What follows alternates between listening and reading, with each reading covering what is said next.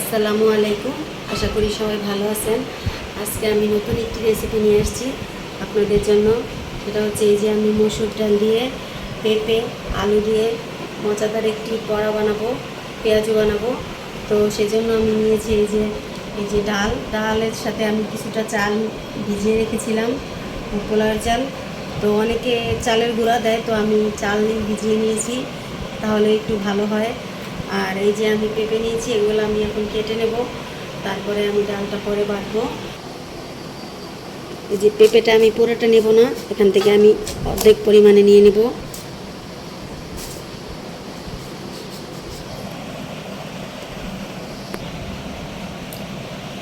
এই যে আমি গ্রেটার নিয়েছি, এটা দিয়ে আমি গ্রেট করে নেব, কুচাবো না, এটাতে করলে মিশ হবে, এজন্য এটা দিয়ে আমি কুচাবো। এখন আমি আলুগুলো এইভাবে গ্রেট করে নেব, কুচিয়ে নেব। এই যে আমার পেঁপে আর আলুগুলো কুচানো হয়ে গেছে।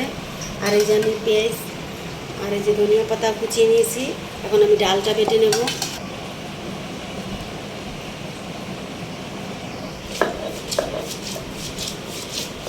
যে আমার ডালটা অনেক সুন্দর ভিজে গেছে, যেন বাটাও তাড়াতাড়ি হয়ে যাচ্ছে।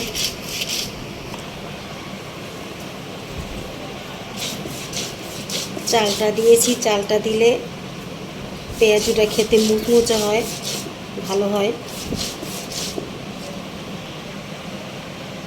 এখন আমি এই ডালের সাথে এই কাঁচামরিচ আর রসুনটাও বেটে নেব।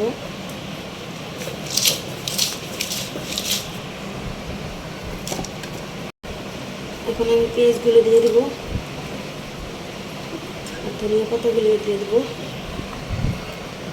হলুদের গুঁড়া, মরিচের গুঁড়া, লবণ। এখন আমি এগুলো সব মেখে নেব ভালো করে।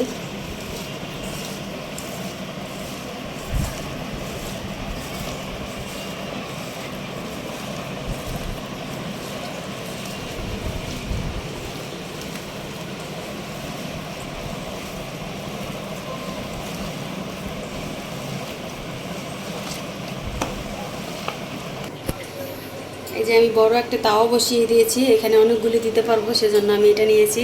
তো এটা গরম হয়ে গেছে তাওয়াটা, এখন আমি তেল দিয়ে দিব। যে তাওয়াটা গরম হয়ে গেছে, এখন আমি যে এক এক করে দিয়ে দিব।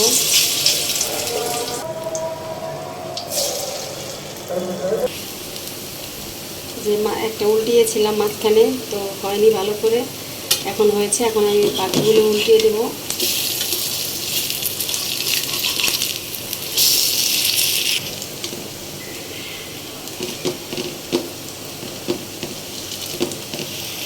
এখন আমি উঠিয়ে নিব যেগুলো যেগুলো ভাজা হয়েছে।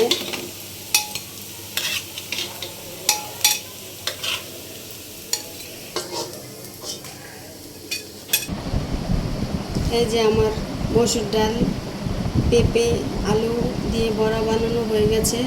তো আপনারা এইভাবে বানিয়ে খাবেন, আশা করি ভালো লাগবে। মুচমুচা হয়েছে, ভিতরটা একটু নরম নরম, তো আর উপরটা মুচমুচা। আপনারা এভাবে বানিয়ে খাবেন, আশা করি ভালো লাগবে। আল্লাহ হাফেজ।